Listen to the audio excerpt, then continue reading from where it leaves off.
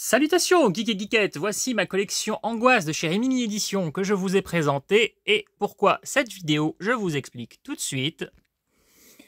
J'ai décidé de faire avec vous, non pas l'amour toute la nuit, mais un petit bilan. Donc cette collection, donc je vous ai dit que globalement, j'aime beaucoup, même si la dernière vidéo que j'ai faite, c'était pour pousser un coup de gueule sur le manque de VF sur la peau sur les os. Je me suis dit, voilà, nous allons faire un petit récap de mon top, de mon flop, des défauts et des qualités de cette collection. Pour ce qui est des qualités, j'allais vous montrer celui-ci, mais c'est celui qu'il ne faut pas que je vous montre justement. Au niveau des qualités, donc comme je vous l'ai dit à diverses reprises, je vois que j'ai un petit reflet bien chiant dans les digipacks. Bon, tant pis pour le reflet, c'est la vie réelle, YouTube. Donc voilà. Donc la présentation, j'aime beaucoup, comme je vous l'ai dit, la présentation. Je trouve que c'est élégant. Voilà, j'aime bien ce qui est drôle parce que voilà, j'ai la couleur crème là comme ça, beige, c'est pile le genre de couleur que je n'aime pas. Mais là, je trouve que c'est harmonieux. J'aime bien voilà, le design. Pourtant, je n'aime pas non plus quand une affiche n'est pas pleine, voilà, qu'elle ne prend pas tout l'espace. Et bien là, ça ne me dérange pas. Voilà, dites-moi ce que vous en pensez. Donc, dans les bons points, il y aura donc le design que j'aime beaucoup. Comme ça, cette couleur crème, beige et couleur sang. Voilà, ça j'aime bien. Bien sûr, j'aime le fait que ce soit une collection avec beaucoup de titres inédits ou des séries B qu'on connaissait déjà mais qui sont ressortis en meilleure qualité parce que j'adore le monde de la série B, les films de genre, donc je trouve que c'est une belle collection. En ce qui concerne l'intérieur, bon, on a toujours le titre comme ça. Je ne peux pas m'empêcher de me dire que c'est un petit peu facile plutôt que de mettre une image, mais c'est joli, ça passe bien. Je ne reprocherai pas ça. Après, à l'intérieur, alors c'est toujours sympa, ici on a une image toujours dans une sorte de griffe, comme ça ensanglanté, et toujours deux petites images des acteurs. Alors, pareil, je trouve ça un petit peu simple, ce serait plus sympa de mettre des images un peu plus sophistiquées, comme je vous le dis à chaque fois, je reproche. Donc dans les petits défauts, il n'y a pas de visuel derrière les disques, vous le savez, je vous les ai montrés à chaque fois. Je trouve ça dommage de ne pas mettre à chaque fois une image sanglante, une image peut-être d'un acteur connu, d'une actrice sexy, parce qu'il ne faut pas se mentir, on aime la série B, du coup on aime ces codes. Dans les codes de la série B, il y a évidemment le sang, la nudité, les filles sexy, ça fait partie du jeu. Je trouve ça dommage de ne pas s'en servir plus. Alors par contre, j'aime bien qu'ils choisissent de mettre une affiche différente voilà, sur le packaging à chaque fois, sur le digipack. Ça, c'est très bien. Donc, globalement, le fourreau extérieur, j'aime beaucoup. Je trouve que ça présente bien. J'aime le visuel d'une affiche différente. J'aime bien aussi le titre. Je vous ai dit, je ne serais pas contre une image à la place, mais ça passe bien. Il y a un côté sobre. Et puis, normalement, quand on le déplie, il y a d'autres images. Voilà, ça, je vais dire, je suis entre les deux, entre j'aime bien, mais ça pourrait être mieux. Vous voyez, ces petits carrés avec les images des acteurs, qui sont parfois des acteurs complètement anonymes. Je me dis, oui, ça pourrait être un petit peu plus sophistiqué. Mais globalement, voilà, c'est assez joli. Dommage, donc, dans les défauts, pas d'image derrière les disques. Voilà. Dans les qualités, les livrets, moi j'aime beaucoup avoir toujours un petit livret, voilà, j'aime bien que ce soit en Mediabook ou comme ça, un petit livret volant. Voilà, je trouve que c'est assez sympa. Je suis très friand, voilà, d'avoir des informations complémentaires. D'ailleurs, j'ai oublié de piquer ma petite gueulante sur un autre truc sur la peau sur les os, c'est qu'il n'y a pas du tout de bonus. Voilà, ça m'a fait chier. Donc voilà, donc globalement, j'aime beaucoup ces éditions. Dans les petits défauts, je vais prendre... alors, est-ce que je l'ai sous les yeux? Où est-ce qu'il est? Bon, ça va être le merdier ça, de le sortir. Dans les petits défauts que je vais reprocher, c'est parfois des erreurs de date. Par exemple, sur Dominique, ils ont marqué 1982 alors que c'est 1978. Donc vous le savez, moi je les range par ordre d'année de sortie au cinéma. Donc à un moment, j'ai vu qu'il y avait un couac quelque part et je me suis rendu compte que parfois ils se trompaient. Donc niveau fiabilité sur quelques infos, c'est pas toujours ça. Il y a aussi parfois des petites erreurs à la con. Par exemple, on revient sur la peau sur les os. Stephen King. Ok, voilà, c'est des petites, je sais, c'est des petites fautes d'orthographe, mais c'est choquant. Je me dis, vous ne vous relisez pas, vous ne faites pas attention, et puis voilà, faire une erreur quand même sur le nom de Stephen King, je trouve ça quand même assez aberrant, c'est dommage. Autre défaut qui n'est que sur Sweet 16, eh bien, par exemple, vous voyez ici, ils ont complètement oublié de mettre DVD plus Blu-ray plus livret. Voilà, c'est que sur Sweet 16. Par contre, un autre défaut qu'on retrouve souvent dans la collection, je vous montre ça tout de suite. Alors là, vous voyez, ça, ce sont des éditions où vous allez à chaque fois avoir les titres, plus l'affiche à nouveau ici, sur la tranche. Mais vous en avez qui n'en ont pas. Voilà. Donc ça, je trouve ça dommage. Également, un autre petit défaut, vous voyez que le logo Rimini Édition n'apparaît pas toujours au même endroit, ce qui fait que du coup, on a des tranches qui ne sont pas forcément voilà, bien harmonieuse, bien linéaire. Alors, il faut avouer que Rimini a d'abord sorti ce sans le logo et seulement après le logo est apparu. Donc si vous mettez par ordre de sortie chez Rimini, vous aurez toutes les tranches comme ça et ensuite celle avec le logo. Bon, ce qui crée un petit peu plus d'harmonie, mais moi je trouve ça dommage. Je me dis toujours, quand vous créez une collection comme ça, dites-vous que les fans de genre ne vont pas forcément ranger par ordre de sortie chez votre éditeur. Ils vont peut-être le ranger par ordre alphabétique ou par ordre de sortie au cinéma. Voilà, après dites-moi, hein, peut-être que vous rangez selon l'ordre de chez Rimini. Moi je sais que j'ai vu des collections de gens, ils ont préféré mettre par ordre de sortie de chez Rimini. Voilà. Bon, moi ça ne me parle pas comme ordre, donc voilà, j'ai préféré faire le mien par ordre par ordre de sortie au cinéma. Donc ça donne une petite désharmonie comme ça. C'est pas très grave, hein, voilà, mais c'est juste pour dire que c'est quand même dommage de ne pas avoir une ligne conductrice comme ça à chaque sortie. C'est un petit détail. Bon voilà, donc pareil pour ça, vous voyez. Donc je suppose que c'est le même défaut pour ces tranches-là. Peut-être que c'était au début. Je ne me suis pas amusé à les mettre dans l'ordre de sortie Rimini, donc peut-être que pareil, l'absence de titre et d'image sur la tranche de l'autre côté, c'était peut-être les débuts, donc soit. Bon. C'est pas très grave si c'est ça, si c'est une évolution dans le temps. Là-dessus, je ne vais pas trop pinailler. Dans la collection, actuellement, il va m'en manquer 5. Il me manque Hell Knight, qui est assez cher, hein. Je l'ai vu jusqu'à 90 €.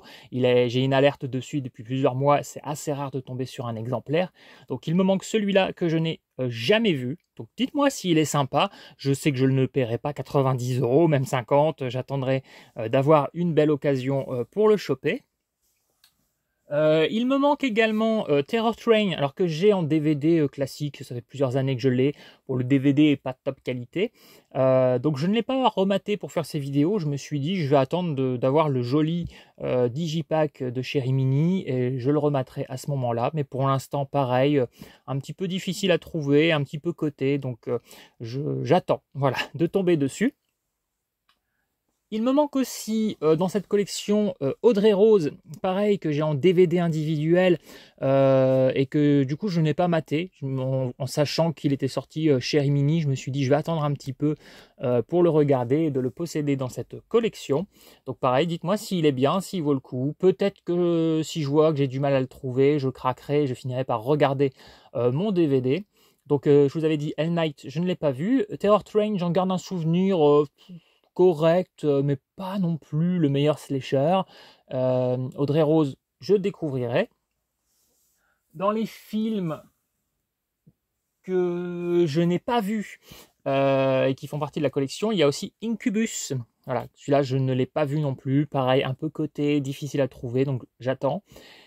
Et mon préféré de la collection, du coup, j'en viens un petit peu déjà au top 5. Alors mon préféré que je n'ai pas, sauf en DVD individuel, c'est le Bazar de l'Épouvante, voilà, que j'aime beaucoup. Et je sais que dans le Digipack Rimini, il y a la version longue. Donc voilà, ça, j'ai hâte de découvrir cette version longue de ce film que j'ai très souvent vu, un peu comme la peau sur les os, que j'ai bouffé en boucle quand j'étais gamin et ado. Donc voilà, très envie de voir cette version longue. Je l'avais commandé une fois sur un autre site que Vinted, mais comme souvent, mensonge sur les visuels. C'était marqué, enfin c'était en photo le Digipack, et en fait, quand vous achetez, vous recevez la marée. Donc je l'ai revendu tout de suite au même prix. J'ai réussi à me rembourser. J'ai eu de la chance. Il joue sur les mots et en fait vous vous faites entuber. Donc voilà, faites attention sur les sites comme Rakuten, même Fnac, tout ça. Hein, ils vous mettent l'image du Digipack et vous ne le recevez pas. Donc maintenant je me fie à Vinted. Donc dans mes préférés, donc je vous ai dit le premier, hein, normalement on commence du cinquième au premier, mais bon tant pis, pour une fois j'ai fait dans le désordre puisque je vous ai cité ceux que je n'avais pas. En numéro 2, je citerai La peau sur les os, hein, malgré mon coup de gueule sur le manque de VF. Le film en lui-même, voilà, je le mettrai en numéro 2. Alors certains vont peut-être me dire, mais il y a des films carrément mieux. Voilà, vous le savez peut-être si vous avez vu la vidéo, j'y suis attaché. C'est un film de mon enfance, donc vu et revu. Donc voilà, moi, c'est un film qui me prend toujours. Je suis à fond dedans, j'adore ce film. Je suis d'accord que la nostalgie, l'affect joue peut-être, mais je ne trouve pas que ce soit un défaut. Je trouve ça même très bien que l'on puisse savourer un film, parfois même modeste, avec beaucoup d'émotions, parce qu'on l'a vu très jeune ou au bon moment. Et voilà. Et donc moi, je prends toujours autant de plaisir à revoir ce film, donc qui sera mon numéro 2. Mon numéro 3, je pense que je mettrai Douce nuit, sanglante nuit. Voilà, pour ce côté un peu, c'est un slasher, et ce côté irrévérencieux, hein, ça blasphème sur les fêtes de Noël, sur la religion. Voilà, j'aime bien ce film. De toute façon, j'ai fait des vidéos sur chacun des films de la collection, donc n'hésitez pas à aller voir mon petit avis. La présence, même si ça ne dure que 10 minutes, de Linnea Quigley n'y est pas non plus pour rien. J'aime beaucoup sa scène, mais le film en général, voilà, je l'aime beaucoup. Dans les petits défauts, j'ai oublié de rementionner ce que j'avais dit dans une vidéo, c'est que par exemple, pour Douce nuit, sanglante nuit, ils n'ont pas fait comme pour les traqués de l'an 2000. Je dis les traqués de l'an 2000, mais je me trompe, c'est Le survivant d'un monde parallèle, où ils avaient mis une plaquette avec 2 DVD l'un sur l'autre, puis la plaquette à côté avec le Blu-ray. Ici, ils nous ont mis une simple pochette de daube, hein, ça fait un peu daubesque, hein, je trouve, quand on voit la qualité pour le survivant d'un monde parallèle, ce qu'ils nous avaient fait. Je trouve ça dommage d'avoir une pauvre petite pochette, parce que là, du coup, on a DVD 1 version cinéma, et là, il y a le Blu-ray. Il est où le DVD 2 ? Il est là dans sa pochette. J'ai pas envie de mettre le DVD 2 à côté, de foutre le Blu-ray dans sa pochette. Voilà, j'aurais voulu une plaquette. Voilà, bon, je vais pas bricoler, mettre une autre plaquette, parce que voilà, je sais le faire. Je l'ai fait pour des éditions, mais c'était des éditions que j'avais pas payées neuves, qui étaient déjà un peu abîmées, donc j'ai bricolé. Là, j'ai pas envie de bidouiller, de prendre le risque d'arracher quoi que ce soit. Je trouve ça juste dommage. Bon, bref, après ça, c'est du pinaillage. Donc, dans mon top 5, voilà, donc le troisième sera Douce nuit, sanglante nuit. Quand j'aurai vu les films que je n'ai pas découverts encore, comme Incubus, Hell Night, tout ça, si jamais je ferai de toute façon une vidéo par film, et si je vois que l'un d'eux mérite d'être dans le flop 5 ou le top 5, je vous en parlerai, je vous le dirai. Mon numéro 4, je pense que je mettrai Les Traqués dans l'an 2000, donc que j'ai évoqué très rapidement, sans le faire exprès juste avant, parce que on est sur une dystopie, donc c'est déjà un sujet qui m'intéresse. Le film n'est pas parfait, mais j'aime bien cet univers. J'aime bien aussi l'actrice Olivia Hussey, je crois, je ne sais pas si je prononce bien son nom, qui jouait Norma Bates dans Psychose 4. Voilà, j'avais bien aimé ce film, je trouvais qu'il avait de bonnes idées, bien qu'il soit imparfait.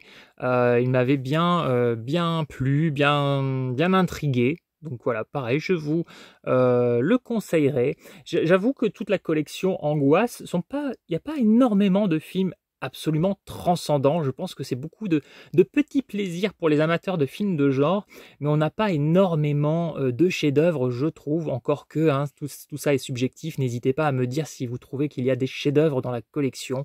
Alors moi, je mets dans les chefs-d'œuvre Le Bazar de l'Épouvante, et puis bon, La Peau sur les os, même si je l'adore peut-être pas chef-d'œuvre, mais en tout cas très bon film. Mais après, c'est vrai que c'est plutôt des petites perles noires du monde du cinéma de genre, mais j'y arrive pas jusqu'à parler. Il y a pas beaucoup de films parfaits. Voilà, il y a beaucoup de films avec leurs petits défauts d'époque, leurs petits défauts de budget.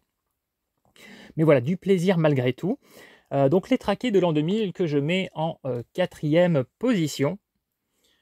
Et en 5e position, alors je ne l'ai vu qu'une fois, donc peut-être à revoir, hein, peut-être que j'ai eu un engouement pour ce film qui serait un peu moindre à la revision. Mais voilà, Les Griffes de la Peur, parce que c'est le premier que j'ai acheté, que je ne connaissais pas du tout.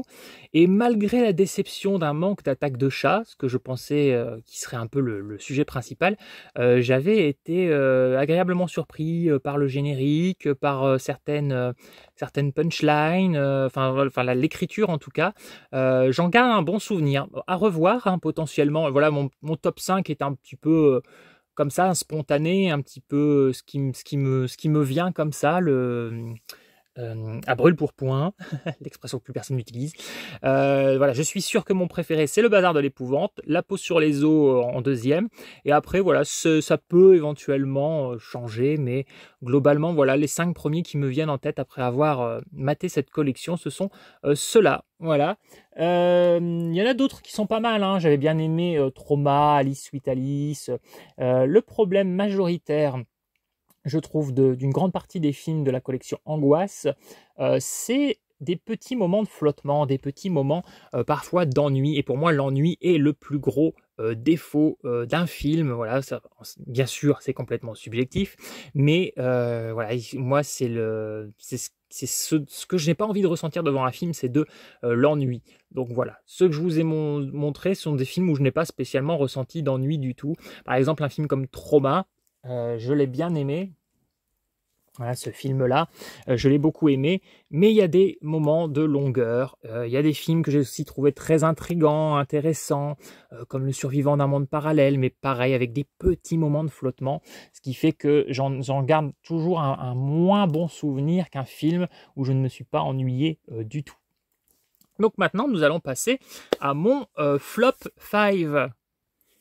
Alors pour mon flop 5, cette fois-ci je vais partir du 5e au premier, hein, ce que j'avais prévu de faire pour le top 5, mais comme j'improvise ces vidéos, rien n'est préparé. Voilà, je me suis emmêlé les crayons et je vous ai parlé des DVD que je n'avais pas encore, donc j'ai parlé du Bazar de l'Épouvante, donc j'ai commencé en vous disant que c'était mon préféré. Bref, là je pars du 5e au premier, donc le numéro 5 de mon flop 5, alors je dirais Cérémonie mortelle. Alors pareil que pour le top, hein, ça peut différer une fois que je les aurai revus, hein, qui sait, voilà, c'est un petit peu comme ça. En tout cas, les 3 premières positions, j'en suis sûr, mais alors le 4 et 5, ça peut différer. Voilà, j'ai choisi Cérémonie mortelle parce que je l'ai vu récemment et je l'ai déjà oublié. J'ai vu pas mal de gens dire aussi qu'il était très ennuyeux, certaines personnes dire que c'était le plus mauvais. Donc, dans le doute, sachant que le fait de ne pas avoir de souvenirs alors que je l'ai vu assez récemment n'est déjà pas bon signe, mais j'aime bien quand même avoir des souvenirs d'un film pour le critiquer. Je me dis, bon voilà, j'ai déjà oublié ce film, donc je vais le mettre en numéro 5, il ne méritera pas d'être en premier. Si ça se trouve, en le revoyant, je vais me dire, bon, il n'est pas si mal, mais voilà, je l'ai déjà zappé. Est-ce que vous l'avez vu? Est-ce que vous l'avez déjà zappé? Est-ce que j'ai raison de plus m'en souvenir? Voilà, c'est peut-être tout simplement ma mémoire qui me joue un tour. Donc voilà, je choisis Cérémonie mortelle pour être le numéro 5 de mon flop 5. Le numéro 4 sera La Nuit de la Comète. Parce que comme je vous ai expliqué dans ma vidéo, donc je connaissais rien du film, je l'ai découvert complètement à l'aveugle.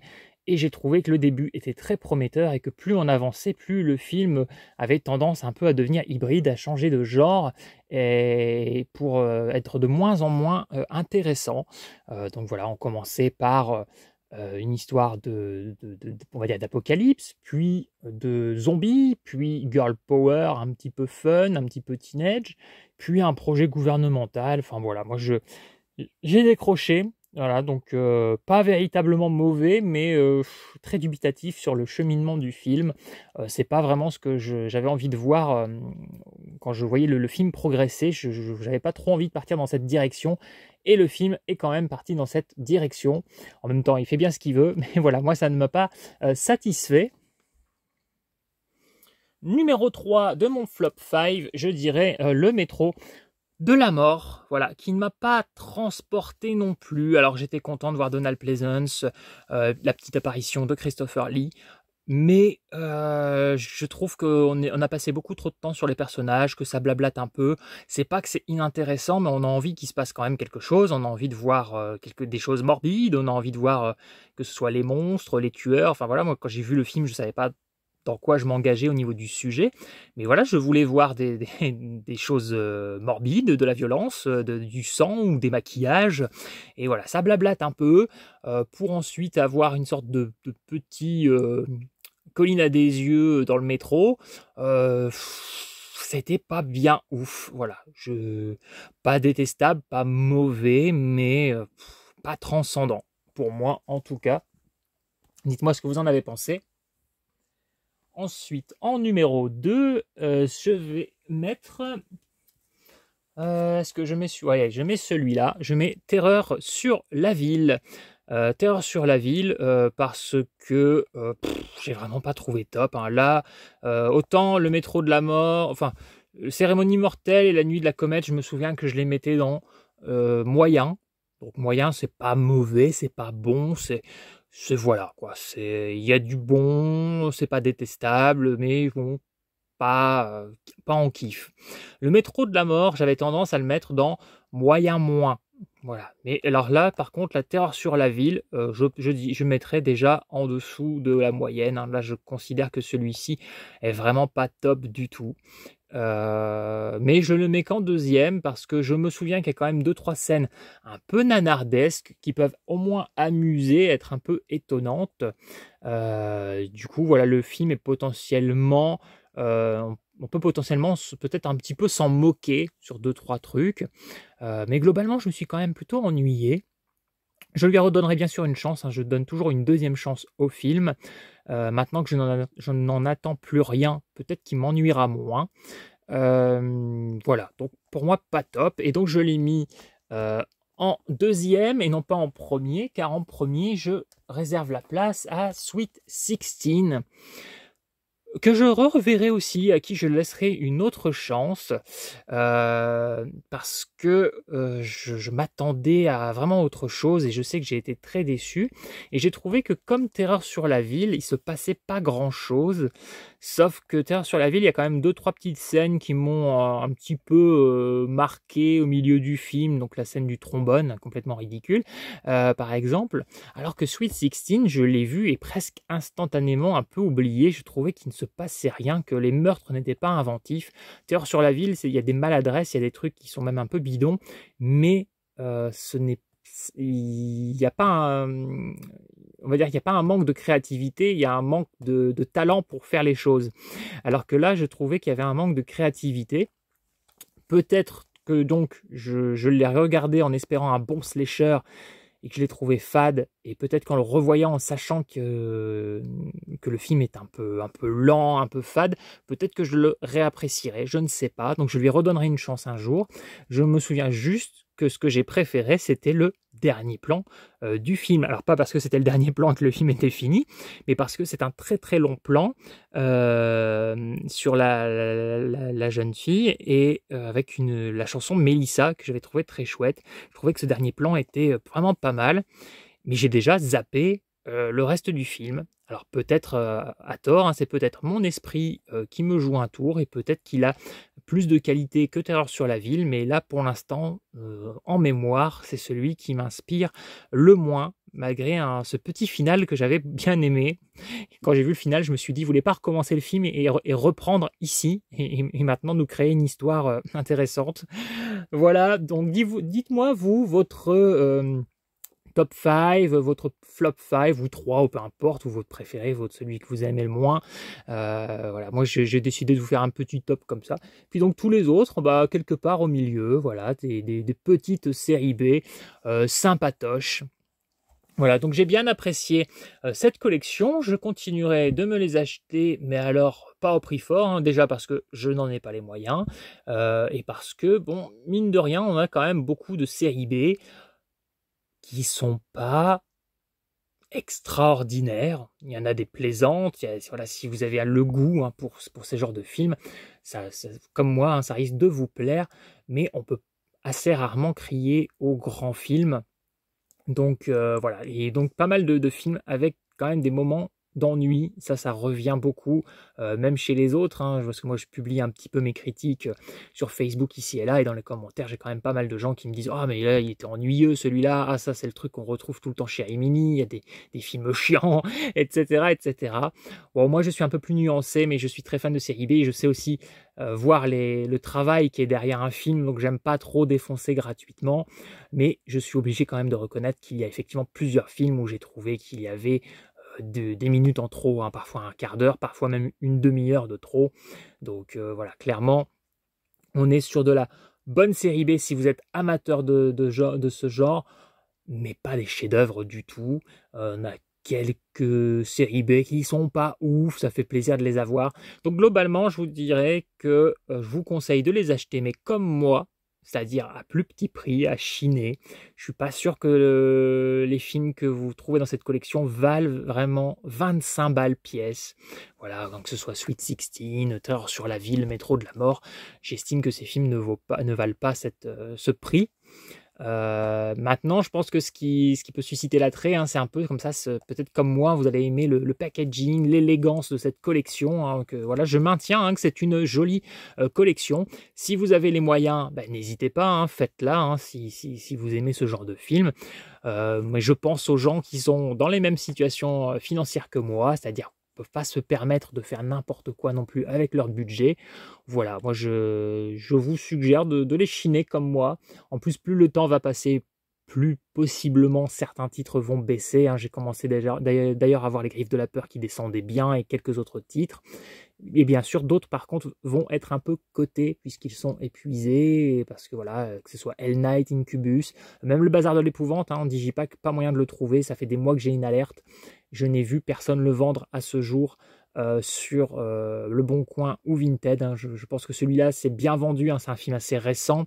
D'ailleurs, c'est dommage que Rimini n'édite pas plus souvent des films de ce genre, le genre Bazar de l'Épouvante. Moi, le film que je conseillerais, si je devais choisir, et vous dites-moi dans les commentaires quel film vous choisiriez, quel film vous diriez à Rimini de choisir. Moi, je voudrais qu'il nous édite Max, le meilleur ami de l'homme.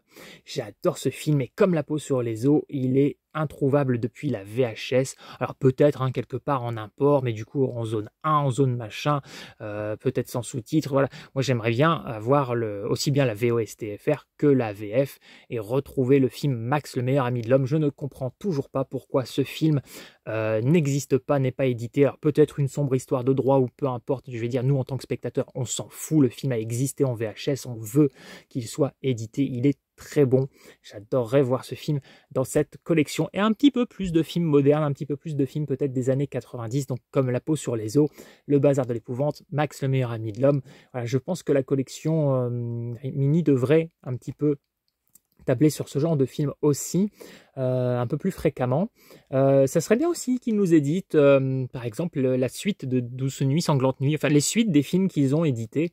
Par exemple, Patrick, il existe une suite, hein, qui s'appelle Le Retour de Patrick, que je n'ai jamais réussi à trouver. Donc je conseille, je ne sais pas si quelqu'un de Rimini regardera mes vidéos, mais faites Le Retour de Patrick, par exemple. Faites Le Bal de l'horreur 2, 3, 4. Je crois qu'il n'y en a eu que 4, hein, si je dis pas de bêtises. Faites, je réfléchis aux autres, les Slumber Party Massacre, il y en a eu plusieurs, pareil, sortez-les. Sortez-nous les suites de Douce Nuit, Sanglante Nuit. Voilà, continuez dans cette voie, c'est joli. Faites attention à des petits détails, hein, quand vous vous trompez sur les dates, quand vous vous trompez sur 2-3 petites orthographes. Voilà, c'est des détails, bon, c'est pas très grave. Mais surtout, ne mentez plus quand il n'y a pas de VF, dites-le. Ne dites pas qu'il y a une VF alors qu'il y a une version québécoise. Bon, il n'y a que sur la peau, sur les os que vraiment je gueule, mais je ne peux pas m'empêcher, ça me titille, ça me fait grincer des dents et ça me fait chier d'avoir payé plein pot alors que je n'ai pas eu le film que je voulais avoir. Si j'avais su à l'avance, je ne l'aurais pas acheté aussitôt parce que j'étais très pressé de revoir ma VF. Bref, donc voilà, dites-moi vous, quel titre vous aimeriez voir dans cette collection en espérant que le dieu Rimini nous entende. Voilà, et j'espère qu'ils continueront à faire de jolis digipacks et à nous sortir des titres intéressants. Prochainement, alors là, il y a le chat et le canari qui sort au mois de mars. Et les prochains à venir, alors je sais qu'il y en a un en avril, en mai, je vais peut-être pas vous les citer dans l'ordre, mais enfin les bons titres, le bon mois, mais je sais qu'il y a Épouvante sur New York qui doit sortir, Les Rats Attack et Tentacule. Voilà, ce sont les 3 prochains. Donc Tentacule, je l'ai en DVD solo, je ne l'ai pas regardé, mais du coup je vais attendre un peu, je pense. Le chat et les canaris, je ne l'ai pas encore vu. Les Rats Attack non plus, je crois, parce que je crois que c'est un film qui a eu plusieurs titres, donc à force, j'ai un petit doute.